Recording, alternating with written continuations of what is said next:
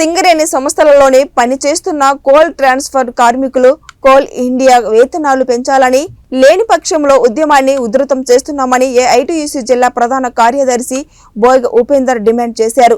ఈ సందర్భంగా బోయగ ఉపేందర్ మాట్లాడుతూ తెలంగాణ రాష్ట్రంలోని అతిపెద్ద ప్రభుత్వ రంగం సంస్థలైన సింగరేణిలో గత అనేక సంవత్సరాల నుంచి చాలని వేతనాలు తీసుకుంటూ సింగరేణి సంస్థకు లాభాలు రావడంలోనూ సింగరేణి సంస్థ అభివృద్ధి చేయడంలోనూ సింగరేణి కోల్ ట్రాన్స్పోర్ట్ కార్మికులు అత్యంత కీలక పాత్ర పోషిస్తున్నారని అన్నారు। సింగరేణి మేనేజ్మెంట్ ఇటు ట్రాన్స్పోర్ట్ యాజమాన్యాన్ని ఒకటే డిమాండ్ చేస్తున్నాం।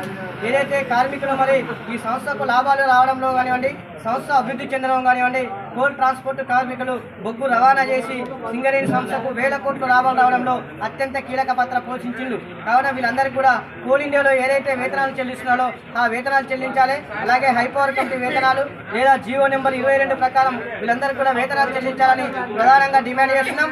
అలాగే వీళ్ళందరూ కూడా ఈఎస్ఐ, పిఎఫ్ సౌకర్యం, బోనస్, అలాగే ఇన్సెంటివ్, అలాగే ప్రతి సంవత్సరం వీళ్ళకు ఎందుకంటే దశలకు ఇచ్చారంటే బోనస్ ఏదైతుందో ఇవన్నీ కూడా తదితర హక్కుల సాధన కోసం 14 డిమాండ్లతో మేమంతా కూడా సమ్మె చేస్తున్నాం। ఇప్పటికైనా కూడా యాజమాన్యం కానివ్వండి, ట్రాన్స్పోర్ట్ యాజమాన్యం ఒంటెత్తి పోకడికి పోకుండా వాళ్ళు వెంటనే మెట్టు దిగొచ్చి ఈ యొక్క చర్చలు జరిపి ఈ చర్చలలో కార్మికులు ఏవైతే డిమాండ్ ఉన్నాయో ఆ డిమాండ్లను పరిశీలించాలని ప్రధానంగా డిమాండ్ చేస్తున్నాం।